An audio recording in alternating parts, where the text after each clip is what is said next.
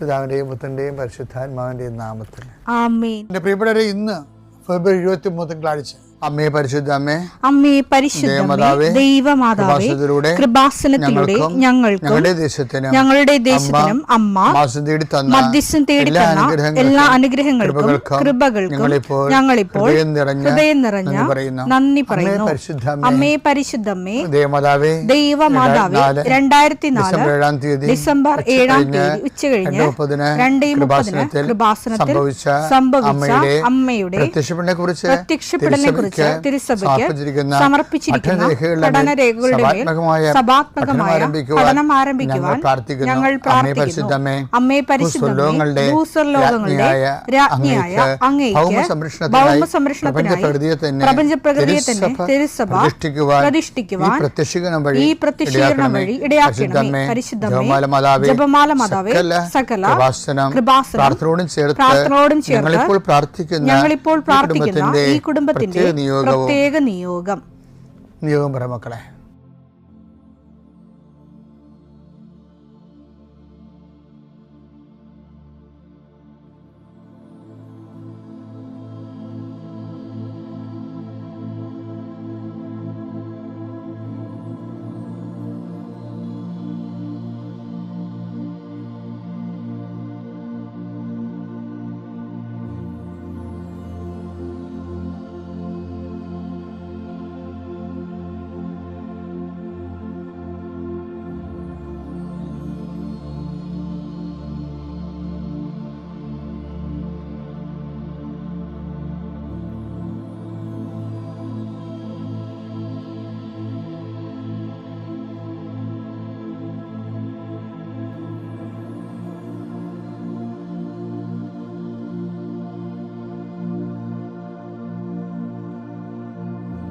അമ്മയുടെ പ്രത്യക്ഷീകരണത്തിന്റെ ഈ അനുഗ്രഹവേളയിൽ ഞങ്ങൾക്ക് സാധിച്ചു തരുവാൻ കനിയണമേ. ആമേൻ. വിശ്വാസ പ്രമാണം.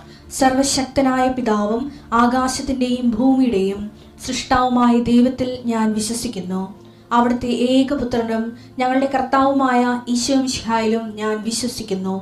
ഈ പുത്രൻ പരിശുദ്ധാത്മാവിനാൽ ഗർഭസ്ഥനായി കന്യകാമറിയത്തിൽ നിന്ന് പിറന്ന് പൊന്തിയോസ് പീലാത്തോസിന്റെ കാലത്ത് പീഡകൾ സഹിച്ച് കുരിശിൽ തറയ്ക്കപ്പെട്ട് മരിച്ച് അടക്കപ്പെട്ട് പാതാളങ്ങളിൽ ഇറങ്ങി മരിച്ചവരുടെ ഇടയിൽ നിന്ന് 3-ാം നാൾ ഉയർത്ത് സ്വർഗത്തിലേക്ക് എഴുന്നള്ളി സർവശക്തിയുള്ള പിതാവായ ദൈവത്തിന്റെ വലതുഭാഗത്തിരിക്കുന്നു. അവിടെ നിന്ന് ജീവിക്കുന്നവരെയും മരിച്ചവരെയും വിധിക്കുവാൻ വരുമെന്നും ഞാൻ വിശ്വസിക്കുന്നു. പരിശുദ്ധാത്മാവിലും ഞാൻ വിശ്വസിക്കുന്നു.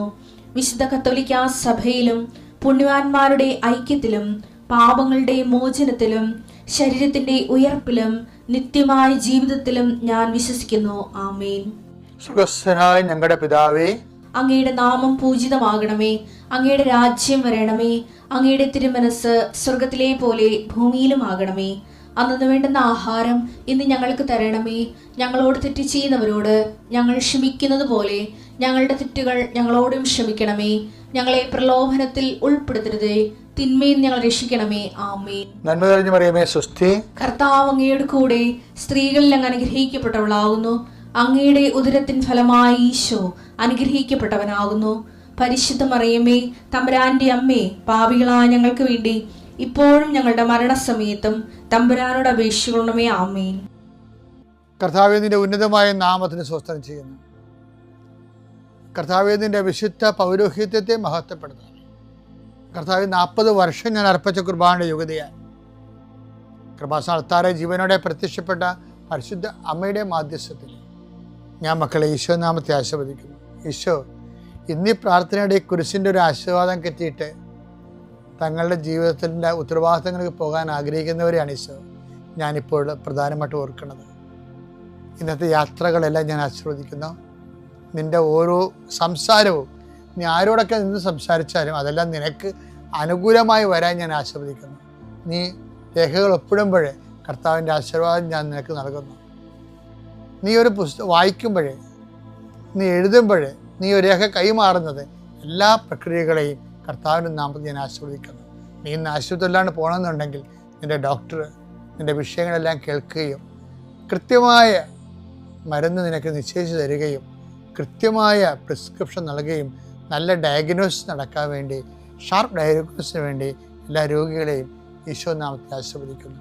കർത്താവേ, നീ കഴിക്കുന്ന ഭക്ഷണം ഇന്ന് നീ ചിലപ്പോൾ പ്രാർത്ഥിക്കാതെ കഴിക്കാമായിരിക്കും, പെട്ടെന്ന് കഴിക്കുമായിരിക്കും, സാരമില്ല. എങ്കിലും നീ ഓർത്താലും ഓർത്തില്ലേലും നീ ഇന്ന് കഴിക്കാൻ പോകുന്ന മുഴുവൻ ഭക്ഷണപദാർത്ഥങ്ങളെ, നീ ഇന്ന് കുടിക്കാൻ പോകുന്ന മുഴുവൻ പാനീയങ്ങളെ, ശുദ്ധവെള്ളം ഉൾപ്പെടെ കർത്താവിൻ്റെ നാമത്തിൽ പിതാവിൻ്റെയും പുത്രൻ്റെയും പരിശുദ്ധ നാമത്തിൽ ആശീർവദിക്കുന്നു.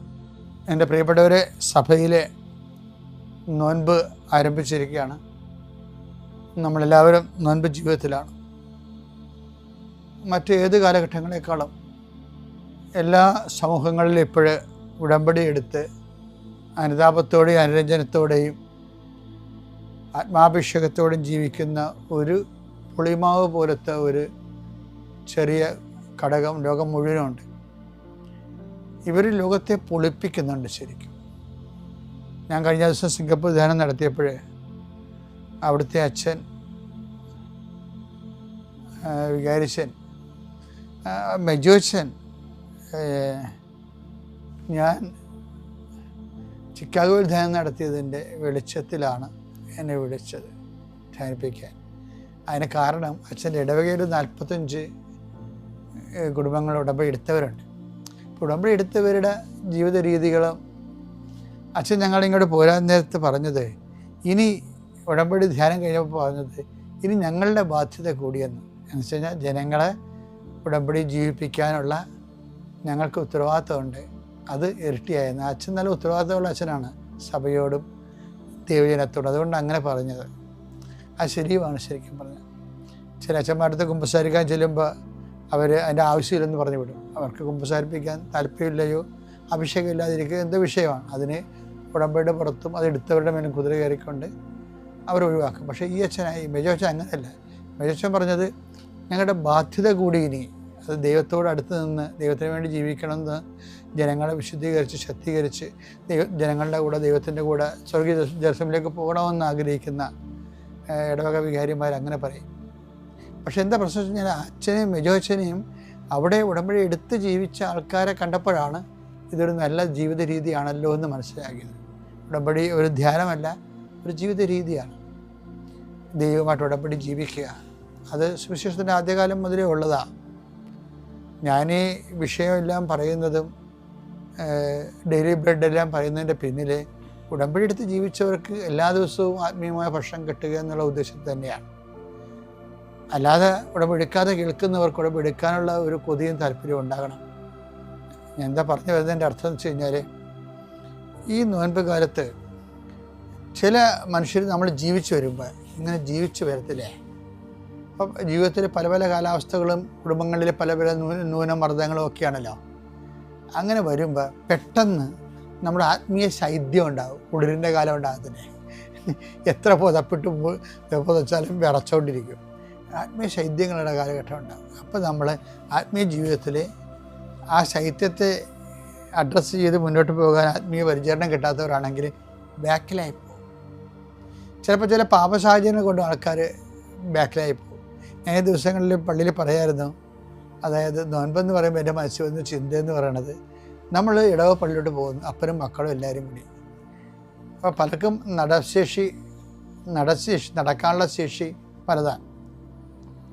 നമ്മുടെ കുഞ്ഞുങ്ങൾ 3 വയസ്സുകാരും 4 വയസ്സുകാരും ഒക്കെ നമ്മുടെ കയ്യെപ്പിടി നടക്കുന്നുണ്ടെങ്കിൽ ചില സമയത്ത് അവർ പുറകിലായി പോകും. അവരത് ഇതൊക്കെ കണ്ട് പൂ കണ്ടും പുഷ്പം കണ്ടും ഒക്കെ നിൽക്കണത്, കിള്ളാൻ നോക്കണത്, പൂ തുമ്പിയെ കണ്ട് അതിൻ്റെ പുറകെ വായുമ്പോൾ നിൽക്കണൊക്കെയാണ് സംഭവം. പക്ഷെ അവർ പുറകിലായി പോകും. അപ്പോഴെന്ത് ചെയ്യും? കുഞ്ഞുങ്ങൾ പുറകിലായി പോയാൽ എന്ത് ചെയ്യും? മാതാപിതാക്കന്മാരവിടെ നിൽക്കും. ആ മക്കൾ സ്വന്തമായിട്ട് നടന്ന് അവരുടെ ഒപ്പം എത്താൻ വേണ്ടി അവർ വെയിറ്റ് ചെയ്യും സ്നേഹത്തോടെ. എനിക്ക് പലപ്പോഴും തോന്നിയിരിക്കുന്ന നോൻപ് ദൈവം നിൽക്കണ ഒരു സമയമാണ്. അപ്പം നമ്മൾ പുറകിലായി പോയെങ്കിൽ നമുക്ക് സ്നേഹപ്രവർത്തകളിലൂടെ, പുണ്യപ്രവർത്തികളിലൂടെ, സുവിശേഷ സാക്ഷ്യങ്ങളിലൂടെ നമുക്ക് മുമ്പിൽ വരാൻ കഴിയണം. അത് നമ്മുടെ തന്നെ ഒരു ശ്രമമുണ്ട് അതിൻ്റെ അകത്ത്. അതുപോലെ ദൈവത്തിൻ്റെ ഒരു ശ്രമമുണ്ട്.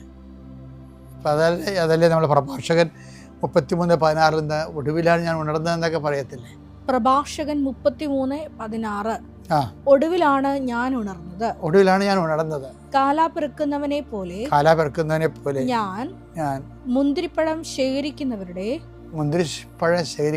പിന്നിലായി. എന്നാൽ കർത്താവിന്റെ അനുഗ്രഹം നിമിത്തം ഞാൻ മുൻപന്തിയിലെത്തി. മുന്നിലായി പോയ അനുതാപകാലത്തിലെ മുൻപ് കാലത്ത് ആത്മീയ ജീവിതത്തിൽ നമ്മളുടെ അസസ്മെന്റ് നടത്തുമ്പോൾ നമ്മൾ ആത്മീയ ജീവിതത്തിൽ പുറകിലായി പോയാൽ നമ്മൾ ശ്രമിക്കുന്നത് പോലെ തന്നെ ദൈവത്തിനൊരു പങ്കുണ്ട് അവിടെ. എന്താണ് ദൈവം? നമ്മൾ ദൈവത്തോട് കർത്താവേ എനിക്ക് കരകയറാൻ പറ്റണില്ല, എനിക്ക് ഈ നോൻപുകാലത്തിന് ചൈതന്യത്തിന് ഒപ്പം എത്താൻ പറ്റണില്ല എന്ന് പറഞ്ഞാൽ കർത്താവ് എന്നെ മുന്നിലാക്കിയെന്നാണ് ഈ പ്രഭാഷകൻ പറയുന്നത്. അപ്പോൾ കർത്താവാണ് നമ്മളെ മുന്നിലാക്കുന്നത്. അതുകൊണ്ടാണ് അതിനെ അനുദപിക്കാനുള്ള അനുഗ്രഹം എന്ന് പറയിച്ചിരിക്കും. ആദിമസഭയിൽ അങ്ങനെ ഉണ്ടായിരുന്നു. അപ്പോസ്തല പ്രവർത്തനങ്ങൾ 11:18. ജീവനിലേക്ക് നയിക്കുന്ന അനുതാപം വിജാതിയർക്കും ദൈവം പ്രദാനം ചെയ്തിരിക്കുന്നു എന്ന് പറഞ്ഞുകൊണ്ട് അവർ ദൈവത്തെ മഹത്വപ്പെടുത്തി. അപ്പൊ ദൈവം പ്രദാനം ചെയ്യും ജീവനിലേക്ക് നയിക്കുന്ന അനുതാപം. ഇപ്പൊ കലാപറക്കുന്നവരെപ്പോലെ ഞാൻ പിന്നിലായി പോയി, കർത്താവ് എന്നെ അനുഗ്രഹിച്ച് എല്ലാവർക്കും മുന്നേ എത്താൻ സഹായിച്ചെന്നവർ. അപ്പൊ ഇൻ കേസ് അത്യാവശ്യ ജീവിതത്തിൽ നീ പുറകിലായി പോയി എങ്കിൽ നീ പ്രാർത്ഥനയിലെ, പരിശ്രമത്തിലെ, പ്രത്യാശയിലെ കർത്താവിൻ്റെ തിരുസന്നിധിയിൽ കർത്താവെ എന്നെ നോൻപിൻ്റെ അരൂപിയാൽ അഭിഷേകം ചെയ്യണമേ, നഷ്ടപ്പെട്ട ആധ്യാത്മിക ചൈതന്യം തിരിച്ചു പിടിക്കാൻ എന്നെ സഹായിക്കണമെന്ന് ചോദിച്ചാൽ, നീ പ്രാർത്ഥിച്ചാൽ തീർച്ചയായിട്ടും നിനക്ക് ഒപ്പമെത്താൻ കഴിയും. ദൈവം നിങ്ങളെ അനുഗ്രഹിക്കട്ടെ.